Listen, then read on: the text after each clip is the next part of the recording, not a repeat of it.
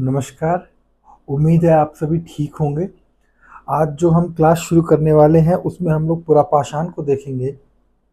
जब से मानव ने पत्थर के हथियार या जब से मानव ने पत्थरों को इस्तेमाल करना शुरू किया और पुरापाषाण, मध्यपाषाण और नवपाषाण और उसकी जो कंटिन्यूटी है, सातत्यता है, वो हमें बहुत आगे तक लगभग 1000 बीसी तक देखने को मिलेगी।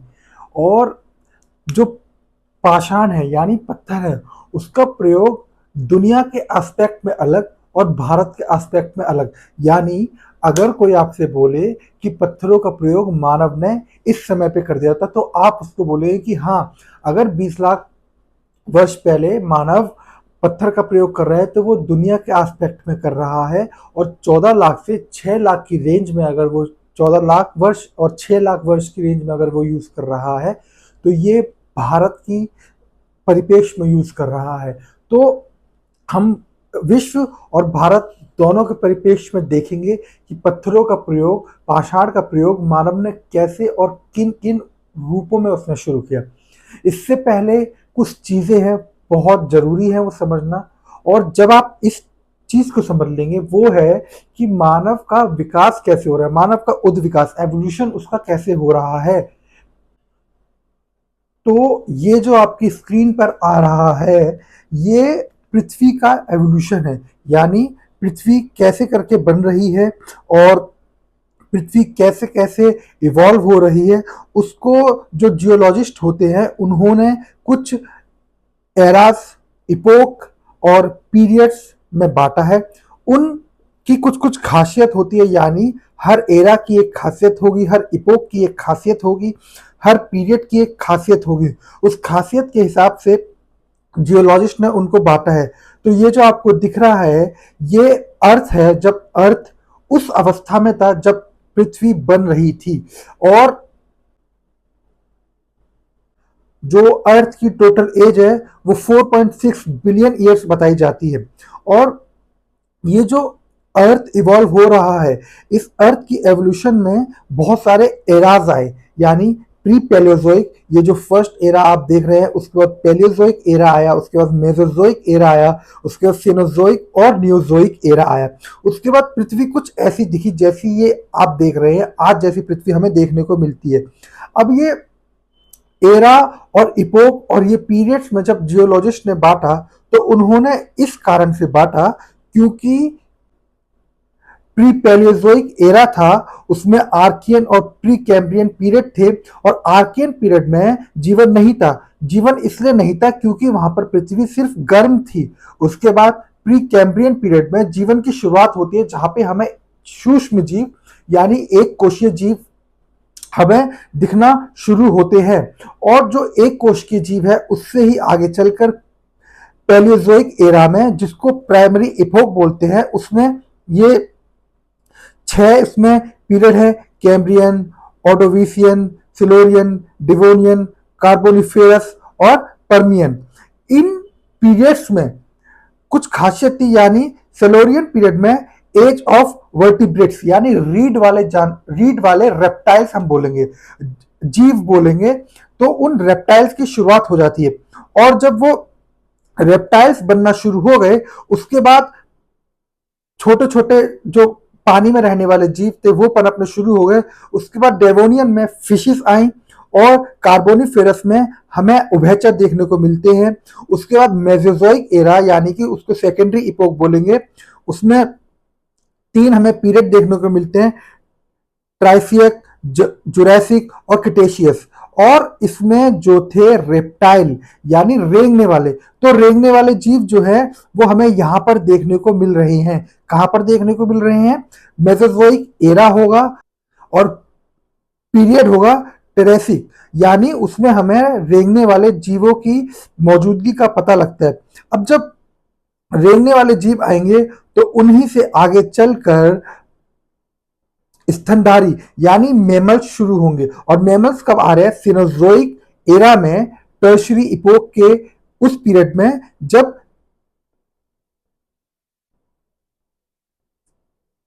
प्लीसोसीन पीरियड था और इयोसीन ओलिगोसीन, मायोसीन, प्लायोसीन। अब इसमें आप देख सकते हैं कि हिमालय का भी उत्पत्ति हो रही है, यानी इयोसीन में ट्रांस हिमालय, ओलिगोसीन में ग्रेटर हिमालय, मायोसीन में मिडल हिमालय, और प्लीसोसीन में शिवालिक हिमालय। और इस शिवालिक हिमालय में ही रामापिथिकस हमें मिलता है। और जो रामापिथिकस है, रामापिथिकस से ही आगे चलकर ह्यूमन इवॉल्व हो रहा है, यानी ये वो कपि मानव है। यहीं से हमें शिवापिथिकस भी मिलेगा।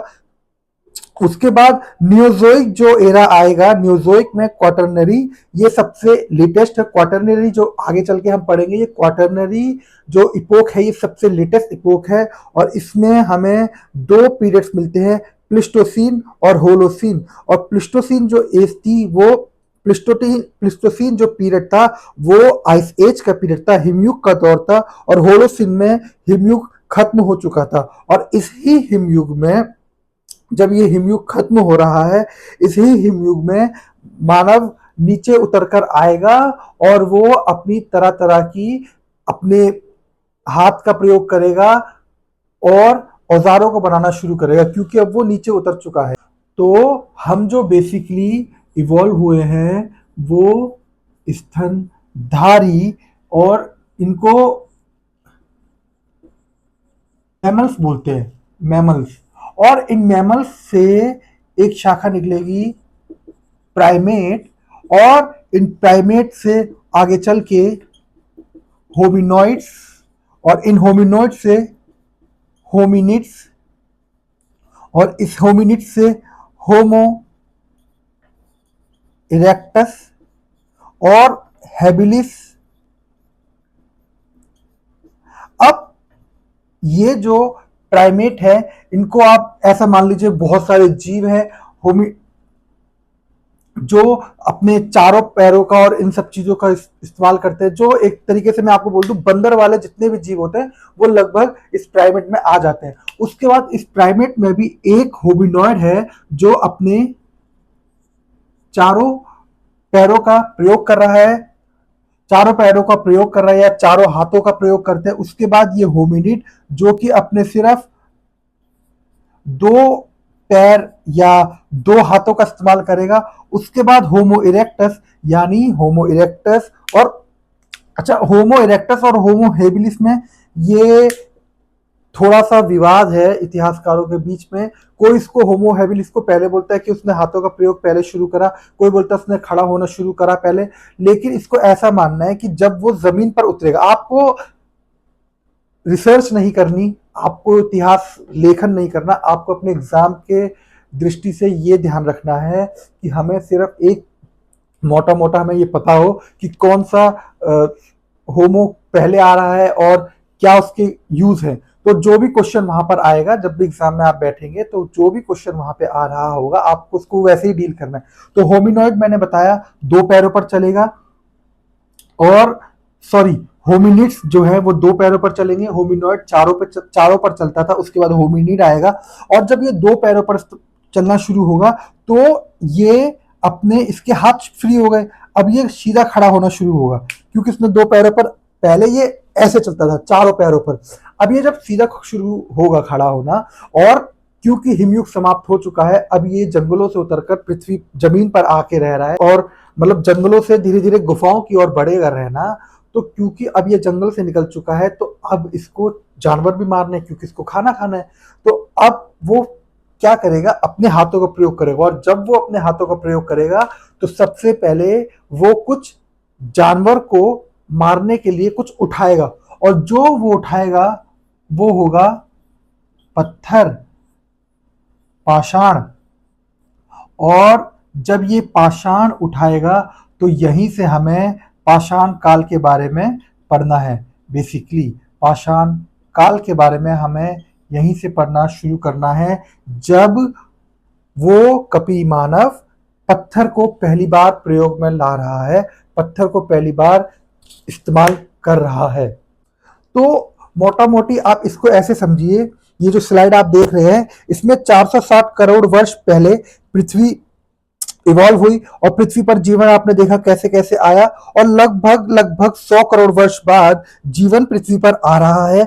जीवन के हमें साक्ष्य मिलते हैं, और उसके 3 करोड़ वर्ष बाद हमें लगभग लगभग मतलब अभी से 3 करोड़ वर्ष पहले हमें पृथ्वी पर एप के प्रमाण मिलते हैं, और 1.5 करोड़ वर्ष पूर्व हमें 2 शाखाएं मिलती है, ड्रायोपिथिकस और रामापिथिकस। और ये जो रामापिथिकस है, मैंने क्या बोला, ये जो रामापिथिकस है, हम बेसिकली इसी ही से इवॉल्व होंगे, हम मतलब होमो सेपियन सेपियन। तो ये जो रामापिथिकस है, ये लगभग कुछ ऐसा था जो पूरी तरीके से झुक के चलता था, और क्योंकि ये रामापिथिकस झुक के चल रहा है, जंगलों में रह रहा है, तो ये अपने चारों हाथों का या चारों पैरों का प्रयोग सिर्फ इसलिए करेगा कि एक पेड़ से दूसरे पेड़ों में लटक रहा है, एक पेड़ से दूसरे पेड़ों पर जा रहा है, और ज्यादा से ज्यादा फल खा रहा है, फल पत्ते खा रहा है। उसके बाद जब ये थोड़ा थोड़ा थोड़ा थोड़ा सीधा खड़ा होना शुरू करेगा, तो एक एज आएगी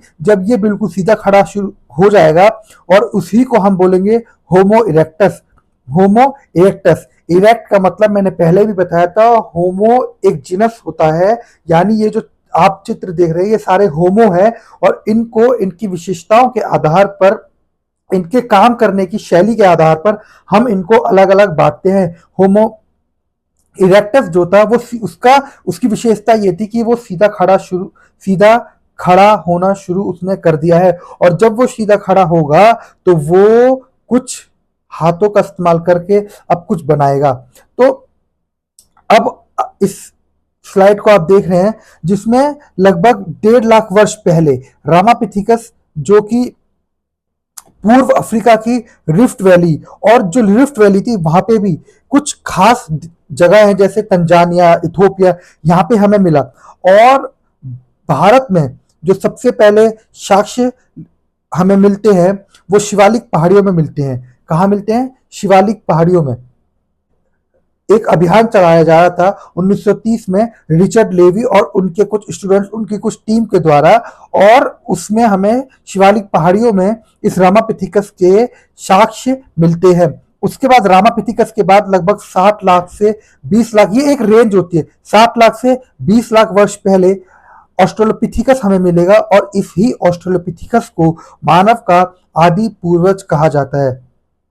अब ये मैंने आपको अभी बताया कि इसे मानव का आदि पूर्वज इसलिए कहा जाएगा क्योंकि कुछ विशेषताएं होंगी जो यहां से मिलना हमें शुरू होगी। कुछ विशेषता, या तो इसने अपने हाथों का इस्तेमाल शुरू करा होगा, या इसने सीधा चलना शुरू करा होगा, उस वजह से हम इसको मानव का आदि पूर्वज कहते हैं। उसके बाद होमो हैबिलिस, जो कि 20 से 15 लाख वर्ष पूर्व हमें मिलेगा, और इसको बोलते हैं टूल मेकर। और इस ऑस्ट्रेलोपिथिकस के बाद 20 से 15 लाख वर्ष पूर्व होमो हैबिलिस, जो कि टूल मेकर था, औजार निर्माता था। इसी होमो हैबिलिस ने, हैबिलिस का मतलब होता है हैंड, और जब वो हैंड्स का प्रयोग करके, अपने हाथों का प्रयोग करके कुछ औजारों को बनाएगा, इसी विशेषता की वजह से उसका नाम रखा गया होमो हैबिलिस। होमो वो जिनस जो चल रहा है, और हैबिलिस मतलब अपने हाथों का प्रयोग करने वाला, हैंड्स का यूज करने वाला। तो जब वो अपने हैंड्स का यूज कर कर इन औजारों को बना रहा है तो वो कहलाएगा होमो हैबिलिस। उसके बाद आएगा होमो हाइडेलबर्गेंसिस। अब देखिए, ये जो मैं बता रहा हूं ना, विशेषताओं के आधार पर इनका नाम किया जाता है। तो जर्मनी में एक जगह है हाइडेलबर्ग, इसकी विशेषता, इस नाम की वजह से इसका नाम रखा गया हाइडेलबर्गेंसिस, और ये 18 लाख वर्ष पूर्व हमें देखने को मिल जाता है।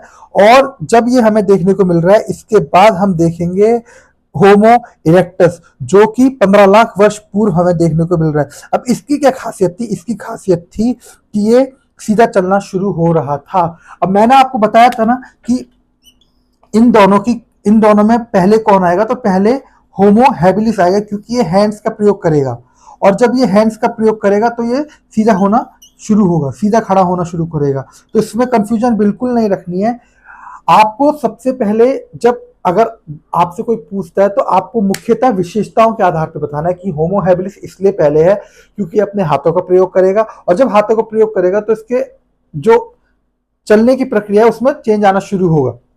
और होमो इरेक्टस क्योंकि सीधा खड़ा होना शुरू होगा, इसलिए इसका नाम होमो इरेक्टस है। तो होमो हैबिलिस के बाद होमो इरेक्टस, और इसमें भी दो, यानी पिथे पिथिकेंथ्रोपस इरेक्टस और सिनेंथ्रोपस इरेक्टस। अब इस पिथिकेंथ्रोपस इरेक्टस को कई लोग जावा मैन भी बोलते हैं, और ये जो सिनेंथ्रोपस इरेक्टस है इसको पैकिंग मैन या बीजिंग मैन भी बोलते हैं, क्योंकि ये बीजिंग से, पैकिंग से इसके साक्ष्य मिले हैं। अब आप यहां पर देख रहे होंगे अग्नि के साक्ष्य हमें सबसे पहले जब ही मिलेंगे जब मानव ने सीधा खड़ा होना शुरू कर दिया है, और वो भी पिथेकेंथ्रोपस इरेक्टस यानी जावा मैन। तो अगर इसको टेक्निकली देखें तो जावा मैन ने सबसे पहले अग्नि का प्रयोग शुरू करा। तो अगर आपसे कोई पूछ रहा है कि अग्नि के प्रयोग, अग्नि के साक्ष्य हमें इस काल में मिलते हैं, इस काल में, तो आप तब बोलेंगे जब मानव सीधा खड़ा होना शुरू करेगा, यानी होमो इरेक्टस। होमो इरेक्टस के काल में हमें अग्नि के साक्ष्य सबसे पहले मिलते हैं। उसके बाद होमो इरेक्टस के बाद नियंडरथल, जो कि नाम इसलिए उसका पड़ा है क्योंकि ये नियंडरथल नदी घाटी जो कि जर्मनी में है वहां से मिला है, और ये साक्ष्य मिले हैं 1 लाख से 40,000 वर्ष पहले। और मानव का सांस्कृतिक विकास जो है उसके जो स्टार्टिंग के प्रमाण होते हैं, यानी सांस्कृतिक विकास के सूचक, वो हमें कहां से मिलना शुरू हो गए हैं? वो हमें जर्मनी नियंडरथल घाटी से, जर्मनी नियंडरथल घाटी से हमें उसके सांस्कृतिक जो सूचक है वो मिलना शुरू हो गए। अब सांकेतिक सूचक यानी हमें अब कुछ लगभग आवाज जैसा, यानी वो कुछ गर्त बनाकर रहना शुरू करेगा या गुफाएं बनाकर रहना शुरू करेगा, और ऐसी ही कुछ चीजें, हरकतें वो करेगा। और हमें यहाँ पे हल्के हल्के कब्रों के साक्ष्य भी मिलने शुरू होंगे, शवों के साक्ष्य भी इसी संस्कृति से हमें मिलना शुरू होगा। और उसके बाद हम लोग देखेंगे क्रो मैग्नन, जो कि 40,000 वर्ष पहले मिलता है। इसे बोलते हैं होमो सेपियंस से पहले, यानी इसको हम लोग होमो सेपियंस से पहले की अवस्था, यानी इसको प्रोटो होमो सेपियंस बोला जा सकता है। मैंने आपको बताया था प्रोटो अवस्था कौन सी होती है। तो हम इस क्रो मैग्नन को होमो सेपियंस से पहले पहले वाला होमो बोलेंगे, और ये जो है प्रोटो होमोसेपियंस भी हम इसको बोल सकते हैं। उसके बाद लगभग 30,000 वर्ष पहले आधुनिक मानव का उत्पत्ति हो रही है, यानी होमोसेपियंस की उत्पत्ति हो रही है, और वहीं से हम पढ़ना शुरू करेंगे उच्च पुरा पाषाण काल। तो ये जो पाषाण काल है, इस पाषाण काल को हम लोग 3 भागों में विभाजित करते हैं। कितने भागों में? 3 भागों में। पहले आप ऐसा समझ लीजिए, फिर मैं एक स्लाइड यहाँ पे लगा दूंगा ताकि आप उसको देखकर बना सके। तो पाषाण काल को, ये पूरा पाषाण काल है, और इस पाषाण काल को 3 भागों में हम लोग विभाजित करते हैं। पूरा पाषाण, मध्य पाषाण, नव पाषाण। पैलियोलिथिक एज, मेसोलिथिक एज और नियोलिथिक एज। लिथिक पत्थर से बना है, और नियो मतलब नया, मेसो मतलब बीच का, पैलियो मतलब पुराना। तो ये पाषाण काल को पूरा पाषाण काल, मध्य पाषाण काल, नव पाषाण काल, पैलियोलिथिक एज, मेसोलिथिक एज और न्यूलिथिक एज में बांटते हैं। ये तीनों पाषाण काल के विभाजन है। लेकिन उसके बाद दोबारा से हम लोग पूरा पाषाण काल को 3 भागों में बांटते हैं, जो है निम्न पूरा पाषाण काल, मध्य पूरा पाषाण काल, उच्च पूरा पाषाण काल। अपर पैलियोलिथिक एज, मिडल या मेसो पैलियोलिथिक एज, और लोअर पैलियोलिथिक एज। इसको 3 भागों में विभाजित करने की कुछ कारण है। पहला, जलवायु के आधार पर। दूसरा, उपकरण जो बनाएंगे उनके स्वरूप के आधार पर। क्या? पूरा पाषाण काल को निम्न पूरा पाषाण काल, मध्य पूरा पाषाण काल, उच्च पुरापाषाण काल में हम लोग बांटेंगे। और वो जो बांटने का आधार है वो जलवायु और उपकरण है। मान लीजिए यहाँ पे आइस एज है, तो आइस एज में वो जंगलों में रहता था, पेड़ों पर रहता था। उसके बाद वो उतरकर इंटरग्लेशियल पीरियड में नीचे आएगा, और जब इंटर ग्लेशियल पीरियड में नीचे आएगा वो सीधा खड़ा शुरू होगा। तो सबसे पहले वो कुछ ऐसा बड़ा सा पत्थर उठाएगा। वो बड़ा सा पत्थर जो पेबल्स बोलते हैं बेसिकली, जब नदी अपने साथ पहाड़ों पर, जब नदी ग्लेशियर्स पिघलते हैं और जब वो वहां से नीचे उतरती है, तो ये जो आपको दिख रहे हैं ये पेबल्स हैं। देख रहे हैं आप, ये पेबल्स है। और ये जो पेबल्स होते हैं, इन पेबल्स की मदद से वो क्या करता था, इतने बड़े पेबल को उठाता था और फेंक के मारता था। अगर जानवर पे लग गया तो जानवर मर गया, अगर जानवर पे नहीं लगा तो वो गिर गया। और गिर के, मान लीजिए ये पत्थर है, और गिर के वो टूट जाता था। मान लीजिए साइड से ऐसे ऐसे करके टूट गया, ऐसे ऐसे करके टूट गया, और बीच में इसका कोर रह गया, इतना गोला सा कुछ रह गया और साइड में टूट गया। तो ये जो निकलेगा, इसी से बाद में वो फ्लेक और ब्लेड बना लेगा। और इन फ्लेक और ब्लेड की विशेषता के कारण एकदम से हम उसको बोलेंगे कि वो मध्यकाल का है। सॉरी, वो मध्य पूरा पाषाण काल की विशेषता है, फ्लेक और ब्लेड। आगे चल के आपको बताएंगे फ्लेक, ब्लेड, और जब वो बड़े पत्थरों का इस्तेमाल कर रहा है। और उच्च पुरापाषाण में और अच्छे बेहतर उदाहरण हमें इन उपकरणों के, इन पत्थर के उपकरणों के, इस टूल्स के हमें देखने को मिलेंगे। इसके बाद जो देखने वाली और समझने वाली चीज ये है कि भारत में मानव की प्रजाति के साक्ष्य हमें कब मिलते हैं। भारत में मानव प्रजाति के साक्ष्य हम लोग 3 तरीके से देखेंगे। पहले समय, क्षेत्र और विशेषता। कोई विशेषता होगी जो हमें वहां से प्राप्त हो रही होगी, उसको देखते हैं। तो समय के हिसाब से अगर देखें तो 22 लाख वर्ष पूर्व से 25 लाख वर्ष पूर्व, यानी कुछ इतिहासकार 22 लाख बोलेंगे, कुछ 25 लाख बोलेंगे। इस डिबेट में ना जाकर आपको ये समझना है, क्योंकि विश्व में 150 लाख वर्ष पूर्व पहले हमें वो तंजानिया और इथोपिया वाले एरिया में हमें ह्यूमन के वो मानव कंकाल, हमें वो सब मिल रहा है, कुछ जीवाश्म हमें मिल रहे हैं। उसके बाद भारत में हमें जो सबसे पहले मिल रहा है वो मिल रहा है 22 लाख पूर्व हमें मिल रहा है। शिवालिक पहाड़ी, पोतवार पठार, पाकिस्तान पंजाब प्रांत में जो पड़ता है। ये जो आप देख रहे हैं ये पाकिस्तान है, लेकिन पंजाब प्रांत वाला, वहां पर हमें मानव खोपड़ी के जीवाश्म हमें मिलेंगे। और वो जो मानव खोपड़ी के जीवाश्म हमें मिल रहे हैं वो ऐसे जीवाश्म हैं जिनसे हम लोग ये अंदाजा लगा पाए कि ये उस मानव की खोपड़ी के जीवाश्म हैं जो 22 लाख वर्ष पूर्व पहले एग्जिस्ट करता था। और ये पाषाण उपकरण भी यहाँ पर मिले हैं हमें। और यहाँ पर जो इनका जो टेक्निकल नेम है वो है रामापिथिकस और शिवापिथिकस। रामापिथिकस मैंने आपको बताया ना, 22 लाख वर्ष पूर्व भारत में रामापिथिकस और शिवापिथिकस मिलते हैं। फिर 14 लाख वर्ष पूर्व हमें महाराष्ट्र के बोरी में पाषाणों, जो पत्थरों के उपकरण हैं, वो बहुत आयात से मिलना शुरू होते हैं। ये भारत में सिर्फ 3 जो मुख्य हमें याद रखने वाली जगह हैं जहां से मानव प्रजाति अभी हमें मिल रही है। आगे चल के हम लोग और देखेंगे कि हमें मानव, ये सबसे प्राचीन है।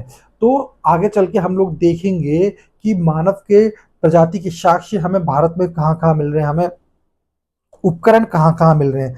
फिलहाल पाकिस्तान जो पंजाब प्रांत में है वहां से हमें रामापिथिकस के साक्ष्य मिल रहे हैं। महाराष्ट्र के बोरी से हमें पत्थरों के औजार मिल रहे हैं। और 2 लाख वर्ष पूर्व हथनौर ग्राम, नर्मदा घाटी, मध्य प्रदेश से हमें मानव की खोपड़ी मिल रही है। और ये जो मानव की खोपड़ी है, पहले ऐसा माना जाता था कि ये जो मानव खोपड़ी है, पहले ऐसा बोलते थे कि ये होमो इरेक्टस है।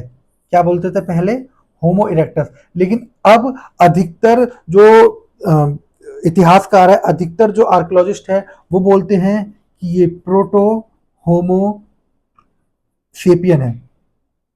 प्रोटो होमो सेपियन यानी होमो सेपियन से पहले का मानव। इसमें वो खासियत पाई जाएंगी जो आगे चलकर होमो सेपियंस में देखने को हमें मिलेंगी, यानी आधुनिक मानव से पूर्व पहले की अवस्था ये वाली मानी जाती है।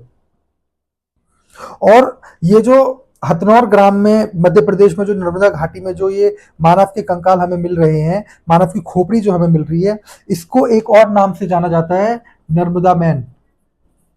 नर्मदा मैन। तो अगर कहीं लिखा हो कि नर्मदा घाटी या हथनौर ग्राम मध्य प्रदेश में से किस मानव खोपड़ी के साक्ष्य मिले, तो हमें होमो इरेक्टस पहले माना जाता था, अब प्रोटो होमो सेपियन माना जाता है, जिसको नर्मदा मैन के नाम से भी जाना जाता है। अब जो हम देखेंगे वो हम लोग पाषाण काल बेसिकली अब हम लोग देखना शुरू करेंगे। पाषाण युग, स्टोन एज। और स्टोन एज में भी हम लोग कई लेयर्स में हम लोग उसको बांटेंगे।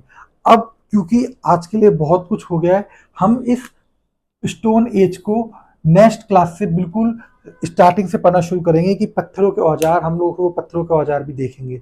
आज के लिए इतना ही। Thank you so much.